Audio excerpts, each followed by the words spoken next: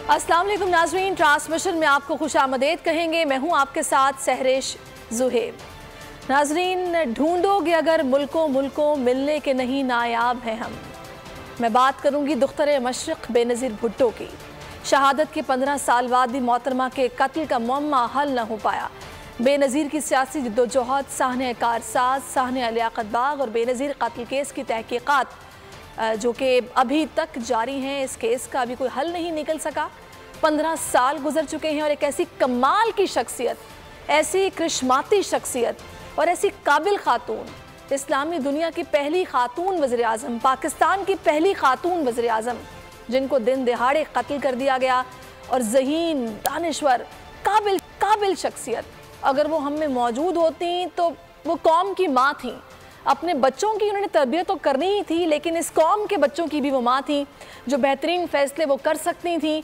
शायद ये खला कभी पुर नहीं हो पाएगा। इसी सारी सूरत हाल पर बात करेंगे कि उनका किरदार, उनकी शख्सियत, उनकी सियासी जद्दोजहद, अगर आज वो मौजूद होती तो पीपल्स पार्टी कहाँ खड़ी होती, इस पर आज हम बात करेंगे। और इस पर बात करने के लिए हमें स्टूडियोज़ में ज्वाइन कर चुके सीनियर एनालिस्ट हैं नज़ीर लगारी साहब। लगारी साहब, बहुत शुक्रिया आपके वक्त का। और लाड़काना में उनकी बरसी के हवाले से गढ़ी खुदाबख्श में इंतजामात भी किए गए हैं। वहाँ पर क़यादत पीपल्स पार्टी की मौजूद है, दुनिया भर से लोग आए हैं। शहजाद अली इस वक्त हमारे साथ मौजूद हैं। पहले मैं चाहूँगी वहाँ की सूरत हाल जानने, उसके बाद लगारी साहब से बात करेंगे। शहजाद, बताइएगा तैयारियाँ क्या देख रहे हैं आप, क्या सूरत हाल है यहाँ पर?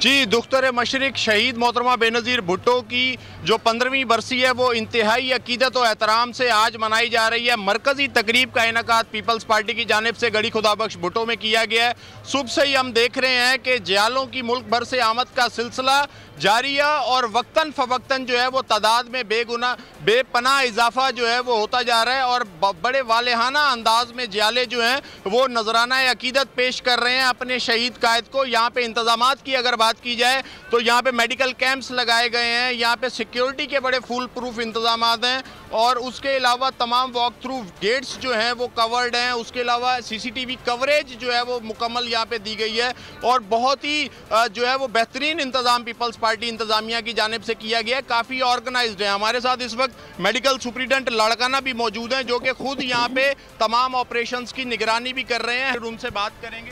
सर, क्या कहना चाहिए? बिस्मिल्लाहिर्रहमानिर्रहीम। शहजाद, आपकी बड़ी मेहरबानी। ये जो 15 बरसी शहीद मोहतरमा बेनज़ीर भुट्टो की, उसमें हमारे हेल्थ की वजह से हमारी इधर चांदका मेडिकल कॉलेज की हॉस्पिटल की बड़ी कैंप है, एक डिस्ट्रिक्ट हेल्थ ऑफिसर की कैंप है, DHO वालों की एक PPI शाह की कैंप है और उसमें हमारे जो कंसल्टेंट्स लेवल के डॉक्टर मौजूद हैं। उसमें हमारे पास हर तरह की फैसिलिटीज़ हैं। हमारे 1122 जो हैं ये इमरजेंसी रेस्क्यू एम्बुलेंस वो खड़ी हैं, हमारी अपनी गाड़ियाँ खड़ी हैं। हमारे पास जो है ना ऑक्सीजन का जो के सिलेंडर वगैरह हैं और उधर ECG और जो भी मेडिकल कवरेज है उसमें यहाँ पर सिक्योरिटी के भी सख्त इंतजाम किए गए हैं और मेडिकल एड के भी प्रॉपर इंतजाम किए गए हैं। आपसे मजीद भी हम जानते रहेंगे। और पीपल्स पार्टी के सीनियर रहनुमा प्रोफेसर ND खान की बोल न्यूज़ के नुमाइंदे इरशाद संजरानी से खुसूसी गुफ्तगू हुई, जिसमें अहम तारीखी वाक़या बताते हुए उन्होंने कहा कि 18 अक्टूबर 2007 को बेनज़ीर वतन वापस पहुंची तो कारसाज धमाके के अगले रोज़ पार्टी की सेंट्रल एग्जीक्यूटिव कमेटी के तवील इजलास के बाद उन्हें सिक्योरिटी खदशात से आगाह किया गया था। उन्होंने क्या कहा, आइए सुनते हैं। के वर्क के अहम जो वाक़यात के हवाले से पीपल्स पार्टी के अहम रहनुमा जुल्फ़िकार अली भुट्टो साहब के साथ भी काम किया, शहीद मोहतरमा बेनज़ीर भुट्टो साहब के साथ काम किया, आसिफ जरदारी साहब के साथ, बिलावल भुट्टो के साथ भी काम कर रहे हैं।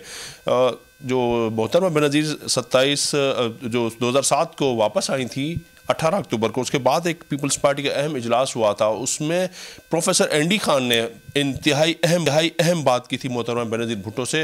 वो वाक़या क्या है उन्हीं की ज़बानी जानते हैं। आपने तारीख़ के वो दर्दनाक अवराक़ जो से पलटा है। बुनियादी बात यह है कि मोहतरमा जब जलावतनी से वापस आई तो एक मेहमत गैदरिंग थी। मेरा ख़्याल है अखबारात ने भी इसका जायज़ा लेते हुए कहा था कि तकरीबन 30 लाख अफराद जो थे वो उनका इस्तकबाल करने के लिए एयरपोर्ट पर पहुँचे थे।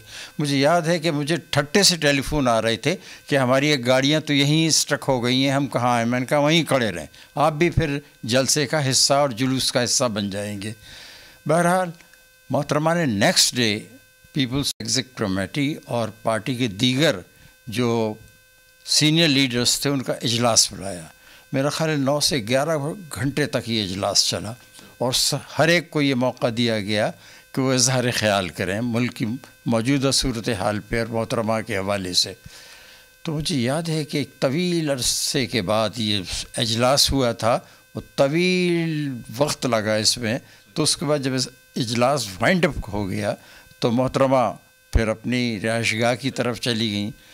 तो मैं उनके पीछे पीछे गया तेज़ी के साथ, क्योंकि बहुत तेज़ रफ्तार उनकी चाल थी, बहुत तेज़ी से चलती थी। तो मैं तेज़ी से उनके पीछे ताक़ुब करता हुआ गया। तो एकदम पलट के उन्होंने देखा तो पूछा, क्या हुआ खान साहब? मैंने कहा, मोहतरमा मेरी एक अर्ज़ है। तो आप थोड़ा सा उनके चेहरे पे तरद्दुद आया और उन्होंने कहा कि 9 घंटे तक आप लोगों को मैंने मौका दिया, आपने भी इज़हार ख़याल किया, फिर क्या बात कहना चाहते हैं आप? तो मैं तक दिल के अंदर एक दुख था। ख़बरें जो आ रही थीं और जो मुख्तलिफ़ ज़राए से हमारी मालूमात थी, वो सबसे बड़ा ख़तरा उनकी जान को था। तो मैंने कहा, मोहतरमा मेरी गुजारिश ये है कि आप बहुत बड़ी लीडर हैं, इसी हद तक आपकी जान को भी ख़तरा है और थोड़ी सी सिक्योरिटी में इजाफ़ा करें। तो थोड़ा सा उनके चेहरे पे तरद्दुद आया, सुर्ख हो गया चेहरा और दीवार के सहारे यूँ हाथ लगा के उन्होंने कहा, खान साहब मुझे मालूम है जो बात आप रिपीट कर रहे हैं, लेकिन जो रात कब्र में लिखी है वो कब्र में ही गुजरेगी। इंतहाई अहम वाक़या बता रहे हैं कि जैसे ही एग्ज़ाइल ख़त्म करके 2007 को वापस आए, इजलास में जो उन्होंने अहम बात नहीं की, उनकी जान को ख़तरा था, लेकिन बेनज़ीर भुट्टो के अहम अल्फाज ये थे कि जो रात कब्र में लिखी है वो कोई मिटा नहीं सकता, मैं आवाम की खातिर वापस आई हूँ। तो प्रोफेसर एंडी खान बोल न्यूज़ से खुसूसी गुफ्तगू। ठीक है इरशाद संजरानी, बहुत शुक्रिया, आपने बेंडी खान से गुफ्तगू की और उनका जो ज़ाविया है उन्होंने इज़हार ख़याल किया, उस हवाले से बताया। इसी पर बात करने के लिए इस वक्त हमें लगारी साहब भी ज्वाइन कर चुके हैं। लगारी साहब, पहला सवाल मेरा आपसे बेनज़ीर भुट्टो की शख्सियत के हवाले से है, जो कि मुझे बहुत इंस्पायर करती है। मैं बहुत खुश होती हूँ जब मैं उनको बोलता हुआ सुनती भी हूँ। जो पुरानी वीडियोज़ उनकी हैं, इतनी बाकमाल शख्सियत, इतनी पढ़ी लिखी खातून, सदियों में ऐसे हीरा लोग पैदा होते हैं। आपकी मुलाकात रही होगी, आपने कैसा पाया उन्हें? मेरी मुलाकातें उस वक्त हुई थी जब वो तालिब इल्मी का दौर ख़त्म करके वापस आई थी और मुल्क में मार्शला लगा था। तो मार्शला लगने के कुछ तकरीबन 3-4 रोज़ के बाद उनसे मेरी पहली मुलाकात हुई। वो इस्लामाबाद से कराची आई थी, वालिद साहब को ले गए थे मरी, वहाँ गवर्नर हाउस में उन्हें डिटेन किया गया था और दोनों फरीकैन जो हैं पीपल्स पार्टी और PNA के रहनुमाओं को उन्होंने जो है वो हिफाजत हिरासत का नाम दिया था, उसमें ले लिया गया था। और ये फैमिली आ गई थी और इस फैमिली के यहाँ पहुँचने के बाद शुरू में जो लोग मिले थे उनमें मैं भी शामिल था और मोहतरमा बेनज़ीर भुट्टो से हम मिल रहे थे, इनकी वालदा से, बेगम नुसरत भुट्टो साहिबा से, और उनसे उस रात का अहवाल पूछ रहे थे।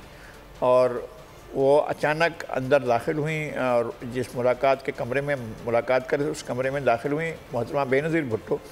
उनने एक बिल्ली उठाई हुई थी और अपनी वालदा को उन्होंने कहा कि ये बिल्ली जो है तबीयत ख़राब हो गई है इसकी, ये कुछ बीमार सी है। तो उस पर जो है हम कुछ चौंके भी और हमने ये कहा कि ये बहुत मुश्किल की घड़ी में भी इनको बिल्ली की बीमारी ज़रूर याद है कि ये एक जानदार है और इसको एक तकलीफ़ है। फिर उसके बाद उनके साथ हमारी बाकायदा मुलाकातें हुई जो घंटों पर मुहित होती थीं।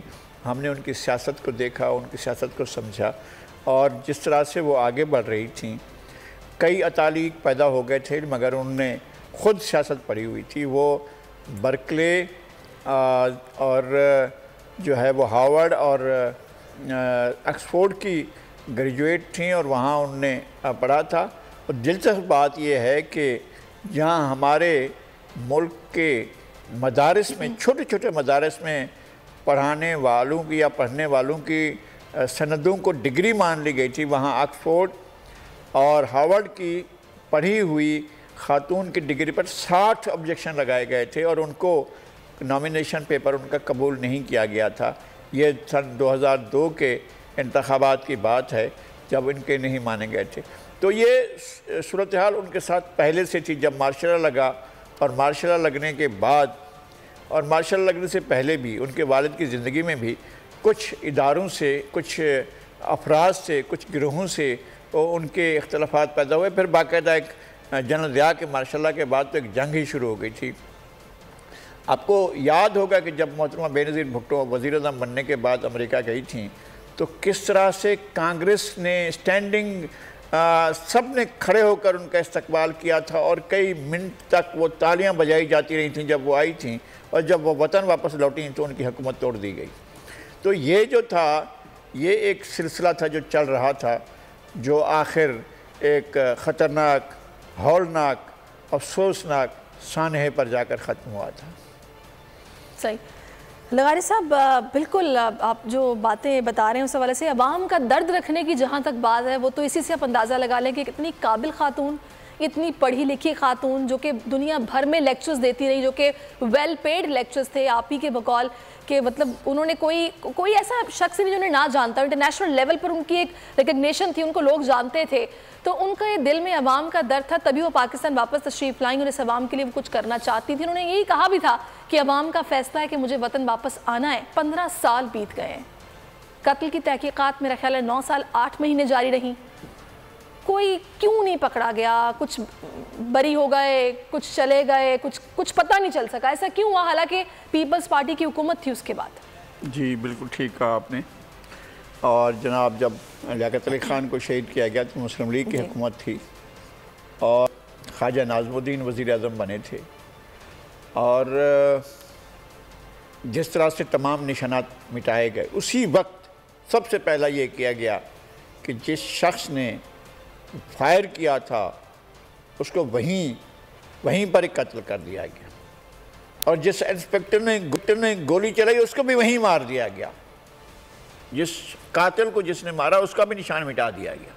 उसके बाद जो तहकीकात करने के लिए एक बहुत बड़ा इदारा काम कर रहा था, बहुत ज़्यादा लोग कर रहे थे काम और फाइलें मौजूद थीं, उसका जहाज़ उड़ा दिया गया। ये कराची से बाहर जुमशाही के मकाम पर वो जहाज़ बाकायदा गिरा दिया गया और तहकीकात करने वाले और तहकीकात की फाइलें वहाँ ख़त्म कर दी गई। मैं चाहूँगी यहीं से आप आगे कंटिन्यू कीजिएगा। इस वक्त कमर ज़मान कायरा साहब ने मैं ज्वाइन किया है, सीनियर रहनुमा पीपल्स पार्टी के।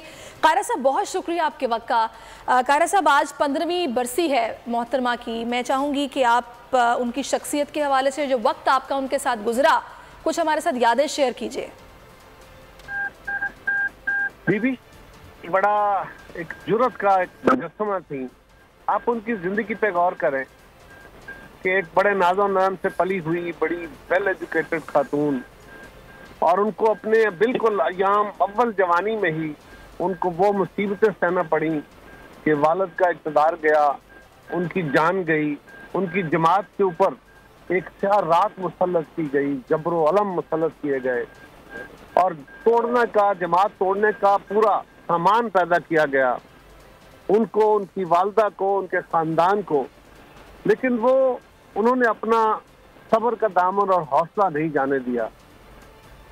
उसके बाद जब वो मुसलसल उनको जबर के बाद उनको एग्जाइल करना पड़ा, एग्जाइल में चली गई, वहां बैठ के उन्होंने पार्टी को मुश्किल तरीन हालात में चलाया, मुश्किल तरीन हालात में पार्टी को संभाल कर रखा। ये अनप्रेसिडेंटेड है कि पूरी रियासत उनकी जमात को तोड़ने के दरपे है। मुल्लायत उस दौर में परवान चढ़ गई थी बहुत ज्यादा, वो तोड़ने के दरपे है, लेकिन वो अपनी जमात को एग्जाइल में बैठी हुई बचा के चल रही है। वो पाकिस्तान वापस आती हैं तो एक उम्मीद की किरण के तौर पर आए।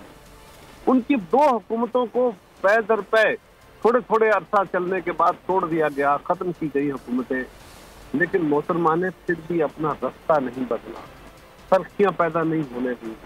और आप जरा गौर कीजिए, आज पाकिस्तान जिन मसाइल का शिकार है, आज पाकिस्तान को जिस रियासत के अंदर आईनी, इदारा जाती, मुआशी और सफारती जो मसाइल हैं, मोहतरमा इनका बहुत आला इलाज करके आई थी।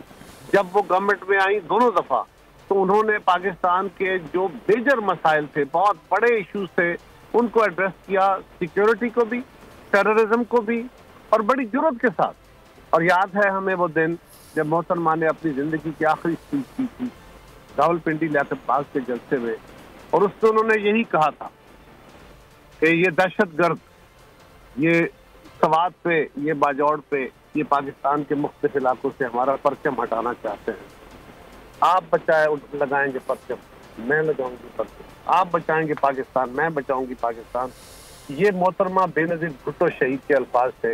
वो पाकिस्तान को बचाते हुए दुनिया से चली गई, और आज फिर दहशतगर्दी का वही बाजार है, फिर दोबारा पाकिस्तान उन मसाइब का शिकार है।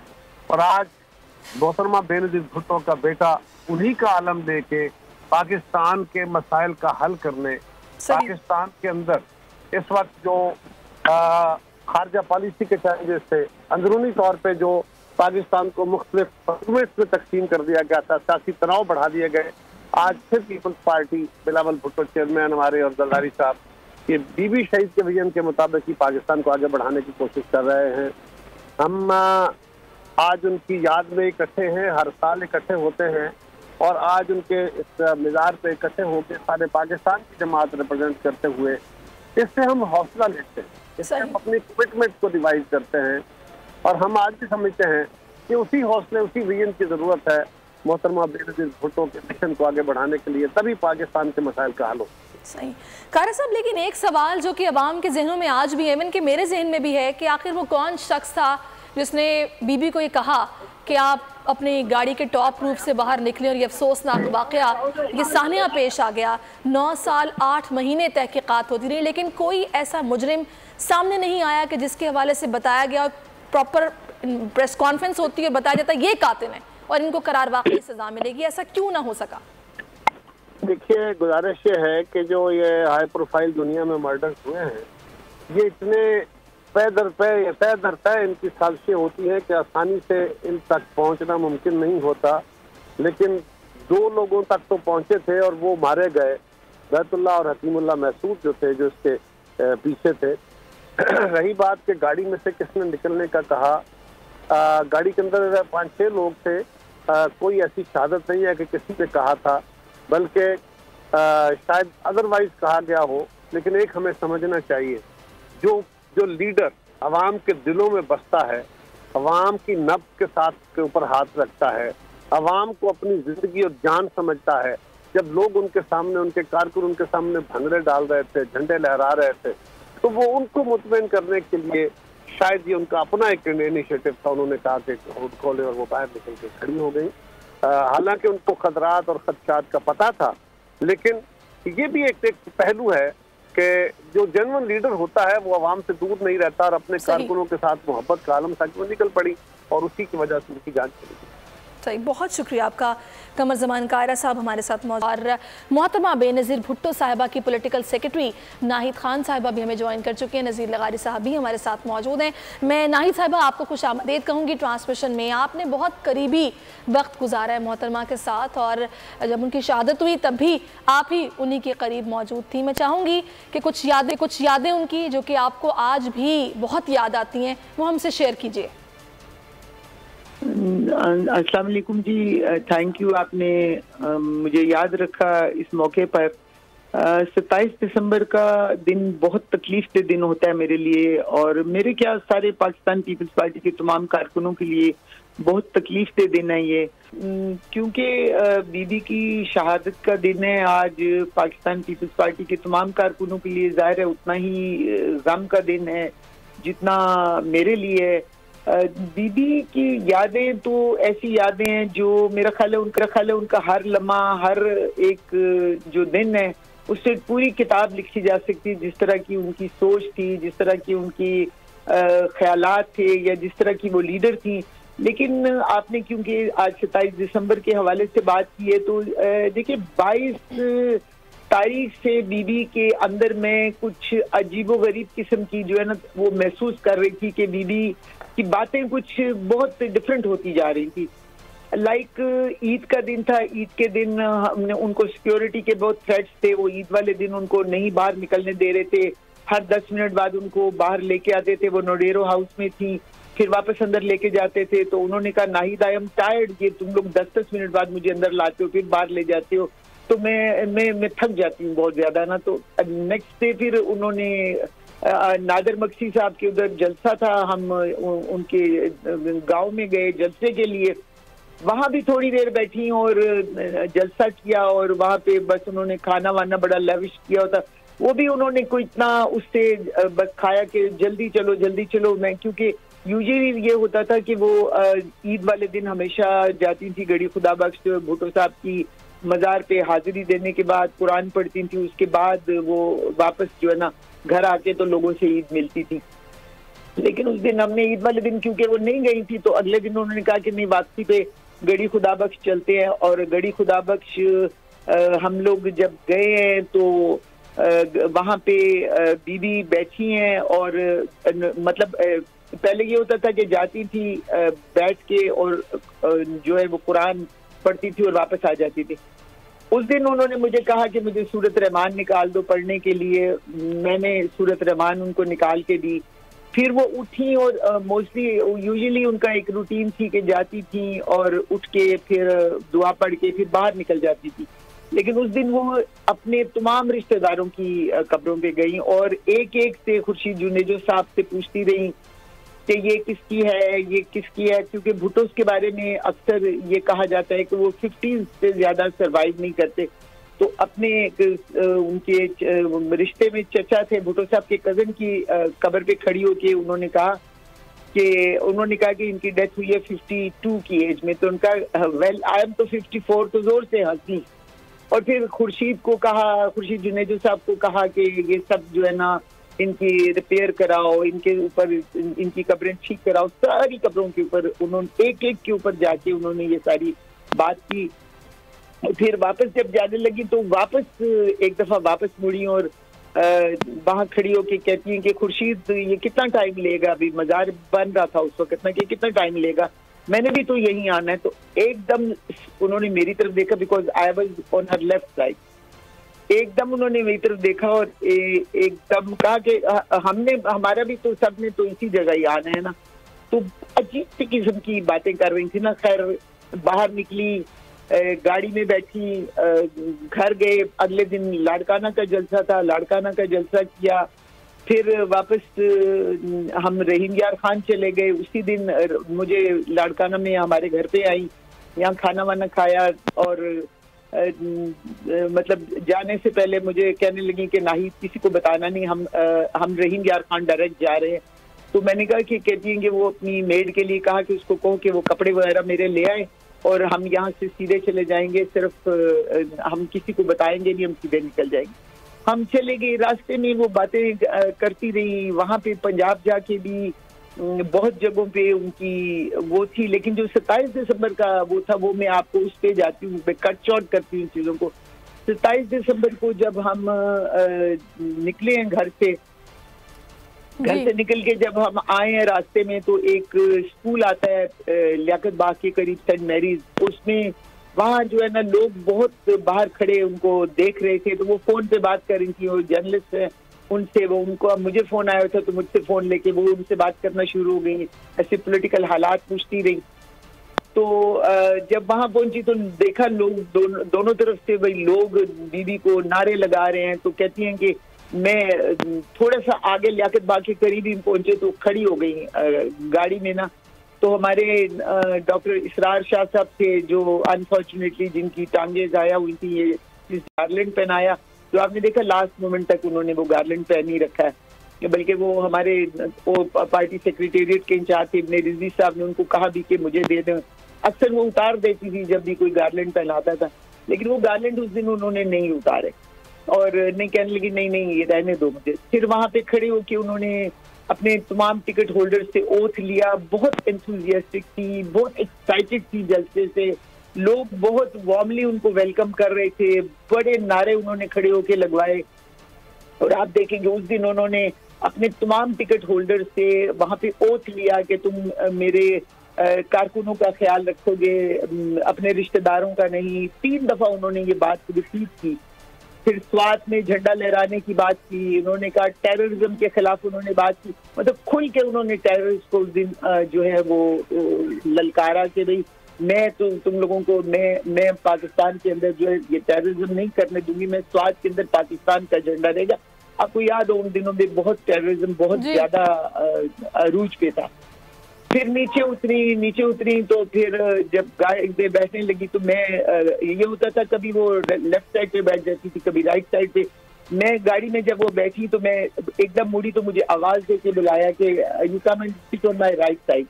तो मैं राइट साइड पे उनके बैठ के, लेफ्ट साइड पे उनके अपने मखदूम अमीन साहब बैठे और पीछे सफदर अब्बासी साहब थे, खालिद शहनशाह थे, एक उनके घर का मुलाजिम था वो बैठे हुए थे। जब हम बाहर निकलने लगे तो लोगों ने बहुत, इतना लोगों का एंथुजियाज्म था कि शोर लोगों ने मचाना शुरू कर दिया। वजीर आजम बेनजीर जी जिंदा है भुट्टो, तो इतनी डार्क हो चुका था बहुत ज्यादा उस वक्त ना, क्योंकि अंधेरा का आपको पता है पिंडी और इस्लामाबाद में बहुत सर्दी में 5 बजे बिल्कुल डार्क होता है। जब हम निकले वहां से 5:30 का शायद टाइम था, 5:45 का टाइम था। तो उन्होंने बोनट पे जब लोग चढ़ गए, निकलने नहीं दे रहे थे, बीबी की तस्वीरें उठाई नहीं थी, तो उन्होंने एकदम कहा कि मैं इनको वेव करूं, ये देखो ये लोग सारे। पहले मुझे कहा कि मुझे फोन मिला दो मियां साहब से बात करने के लिए, उनकी रैली पे शायद उस दिन फायरिंग हुई थी, तो यानी बात चली थी कि उनकी 8 बंदे शहीद हो गए कि मैं उनसे अफसोस कर लूं। जब मैं मिलाने लगी तो उन्होंने रोक दिया मुझे, कहने लगी कि let me wave them first. तो एकदम उन्होंने वो पीछे से खुलवा के माइक ड्राइवर से मेगाफोन हम गाड़ी में रखते थे, कहीं भी खड़ी हो तो स्पीच करनी हो बीबी ने तो मेगाफोन हमेशा हमारा गाड़ी में होता था। तो वो मेगाफोन उससे ड्राइवर से माइक लिया और उस सफर को कहा, सफर हाउ अबाउट सम नारा, जैसे अंग्रेजी उर्दू मिक्स बोल रही थी। तो फिर सफर के हाथ में माइक पकड़ाया, खुद खड़ी हुई और जोर जोर से नारों का जवाब दे रही। तो मैं खिड़की से बाहर देख रही हूँ क्योंकि नजर नहीं आ रहा था ना, अंधेरा था बिल्कुल। मैं देख रही थी बाहर के लोग किस तरह डांस कर रहे हैं। तो एकदम मुझे फायर की आवाज आई, फायर की आवाज के साथ ही मुझे एकदम दूसरी उसकी आवाज आई और मुझे लगा मेरी गोद में कोई चीज एकदम बहुत बोझ गिरा है कोई।